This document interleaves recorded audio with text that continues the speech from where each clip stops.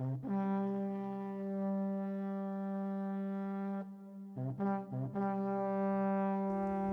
to the Bearded Barbarian!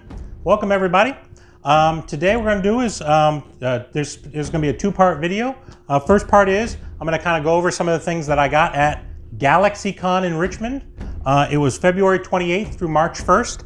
And I had some autographs done and I've made a few purchases. I didn't go crazy. I mean, there's a lot of ways for you to spend a lot of money at these conventions, but I didn't go too crazy. But I did want to go and show you a few things, and then the second part of the video will be sort of walking around and seeing some of the different things I saw, some of the Q&As, etc. So first thing is, here's a copy of the program guide for Galaxycon. This is my first convention I'd ever been to. I'd never been to one before. There was a lot of really neat things going on there, a lot of Q&As, a lot of autographs, a lot of vendors. They had a wrestling ring there. I'm not really into wrestling, but that was kind of interesting. So yeah, it was very, very cool. It's a smallish Comic-Con compared to like New York City or San Diego, but it still was very, very interesting. So yeah, Galaxycon. So first thing that I went and got, the main reason why I wanted to go was to get a couple autographs. And one of the ones is a Funko Pop that I bought not that long ago was Yondu. This is one that's basically, I believe it's around a $60 pop. And I wanted to have it autographed. And the actor that played Yondu was there, and I got an autograph from him. And it was great. He was very, very nice, very, very personable. He took his time, answered a few little questions, and he signed my Funko Pop. So yeah, so this was what he wrote. He signed his name, and on the side he wrote Yondu there. So that was cool. So I enjoyed that very, very much. So yeah, Yondu. Number two is, I also went, the actor, I really love Harry Potter. The actor that played Neville, Mathew was there. And I was going to get a Funko Pop. Now, I should have planned ahead, and I did a poor job in this particular case. I wanted to get a Funko Pop. So I went there thinking, I'll just buy a Funko Pop at this show. Apparently everyone had the same idea I did, or nobody had the same idea, because there was not a single Funko Pop there for Mathew Lewis. There was a ton of Funko Pop sellers there, but none of the ones selling Neville. So I kind of struck out from that perspective. But I did have a picture signed. He had a lot of different pictures to sign. And this was, I thought, a really neat one that I had autographed. So he was very, very nice. I did this, and I also got a picture with my wife and myself and him. And I'll put that at the end of the video to kind of show you what, but he was very, very nice, very, very personable as well. A lot of people that, you think, people are difficult to deal with. I didn't encounter any of those. There were a lot of celebrities selling their autographs and pictures there. But these are the two that I really wanted, so these are the ones I sort of focused on. Okay? So those are the two autographs I went for. And they also had a big area of art, which I think is interesting. They had a lot of stuff where they were selling Funkos. You can buy Funkos a lot of places. So I kind of wanted to go some places where I could get like one of a kind items. So one of the ones I went to was a booth where they were selling pictures and some artwork. And this one I thought was really cool. It's an 11 by 14, and I thought it's kind of a collage of different types of pop culture from the 80s. So it only cost me $10. It wasn't super expensive. But there are 4 scenes in there from 4 movies from the 80s. And so what I'd like you to do is, in the comments, see if you can figure out go ahead and freeze frame, see if you can find out all the different 4 different ones that are in this particular thing. The person that names all 4 of them will get a special gift. Okay, I will send them a special gift. I'm not going to tell you what it is, but I will send you something that'll be a special gift if you can name all 4 movies that are included in this particular picture. Make sure to subscribe. Say these are the 4 in your comments, and then I will send you something. But you need to make sure you're also a subscriber. Okay? So hopefully you enjoy that. Go ahead and freeze frame. All right. Next one is there was a guy there that was doing pencil drawings, and he did some really high quality stuff. So I went through, and he had a buy one get one free. And the first one is Tyrion Lannister. Okay, he's my favorite character in Game of Thrones. Favorite character for a lot of people, that's not very unique, but I really liked this particular character, and this drawing is really, really detailed and excellent. He was doing, like I said, he was doing some art when we were there too, and I just thought it was really great. So that was one of them, and the other one is Harry and Voldemort. Okay, it's sort of a face-to-face image. I just like the real close-up view of Voldemort specifically. It's very, very well done. So I'm going to get some frames. I got a lot of 8x10s and things I got to need to frame now, and see if I can get these hung up in my man cave down here. So those were those particular items.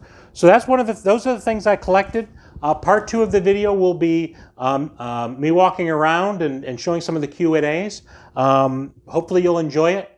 Thank you very much for coming, and enjoy part 2, and goodbye from the Bearded Barbarian.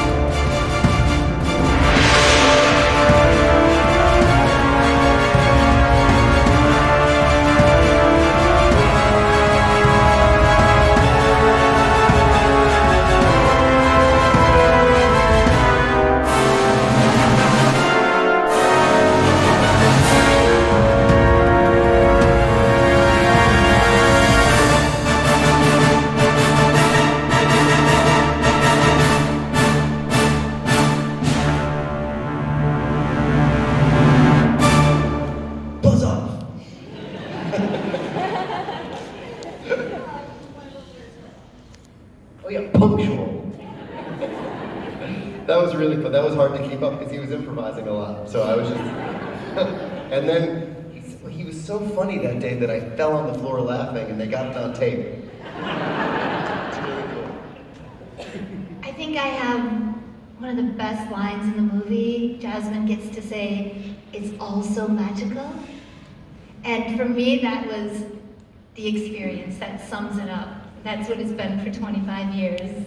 It's all so magical. Well, when they shoved both me and Jafar back in the lab, and I say, "Shut up, you moron!"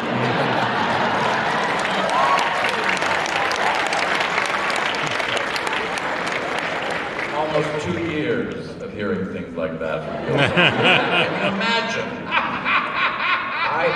There's only one line that I really remember, which is my most abject and humble apologies, Your Majesty. And I think I only remember, and Prince of Boo Boo were.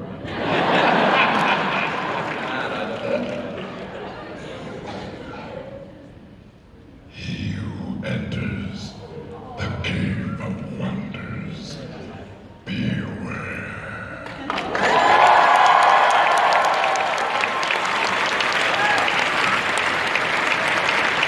This is, like I said, always a highlight of my weekend because you never really know what to expect. I hate sitting, just like... Do you want to stand? How can you sit and do this stuff? No, I'm okay with it. Go ahead. Oh, okay, so we're gonna sit. Oh, you're gonna go ahead and do stuff? Well, Go ahead, introduce me. Oh, Michael Rooker, here he is. Applause. Oh, He's drinking water. They love you. you call that an applause, for goodness sake. Thank you!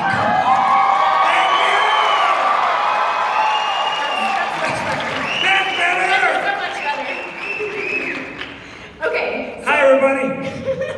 What's your name again? Heather. Oh, yeah, that's right.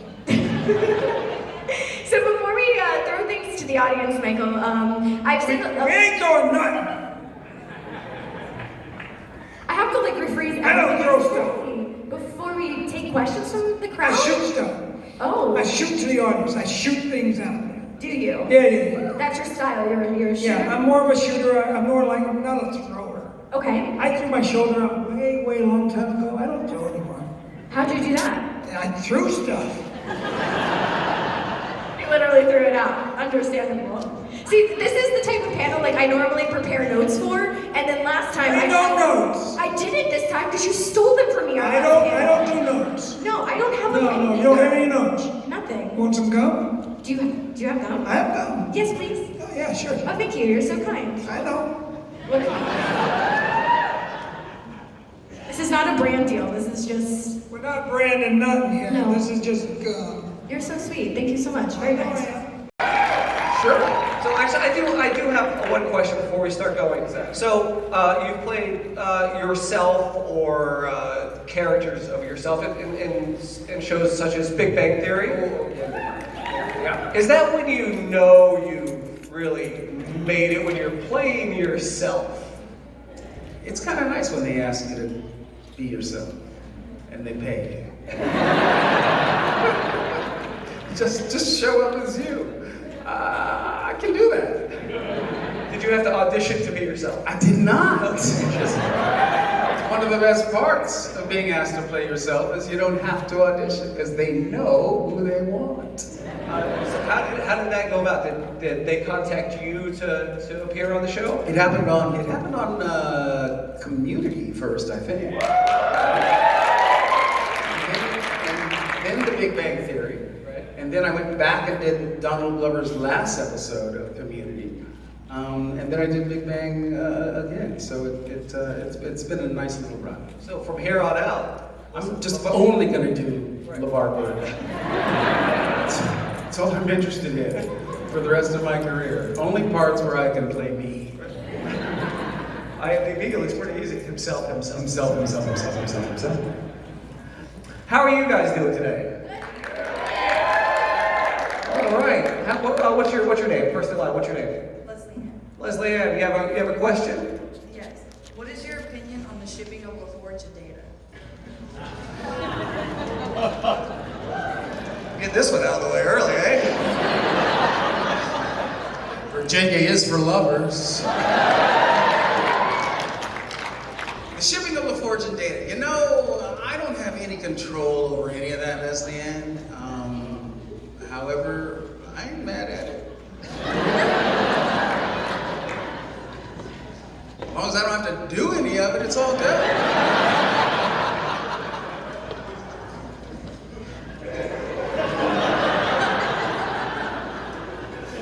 How old are you?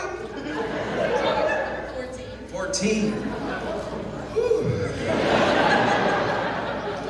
Y'all growing fast in Virginia. I hope I answered your question, Leslie. Did I? Okay, yeah, I think that this kind of changes. I get asked this a few times before, and I changed my answer several times. But I think, truthfully, watching Tom Felton and Jason Isaacs, and basically anyone playing a villain, you know, Helena and Rafe and all those guys, they had so much fun. And having played villains myself since Harry Potter, it is a lot of fun.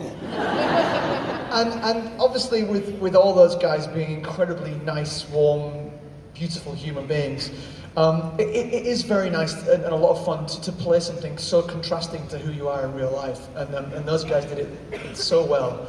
I would never dream of trying to do it myself, but if you put me on the spot, I guess I'd probably want to have played one of the bad guys. I guess I'm a bit old to play Draco Malfoy now, but maybe Lucius. I could give that a go. Thank you very much. Thank you. Hi, tell us your name. Hi, my name's Kat, and I've been a huge fan of you and Harry Potter for a long time. I was actually in a play recently called Puffs, which is about like the Hufflepuff's perspective of everything that happened. Okay, that's cool. You know it. When people are saying it, this is good. My question for you today is, out of all of the Harry Potter movies, which one was your favorite to film and why? I think I'm trying to pretend like I'm thinking about this. Deathly Hallows Part 2 was my favorite to film. For various reasons. It was the one where I probably felt the most comfortable, not fully comfortable as an actor at the time, but probably most comfortable throughout. You know, I was coming towards the end of the Harry Potter journey. I've been doing it for a long time at that point. The relationship between all of us and with David Yates was so strong by that point. You know, it was David's fourth movie, and just felt very, very comfortable. And you always want to feel like, as an actor, your character is taking a journey.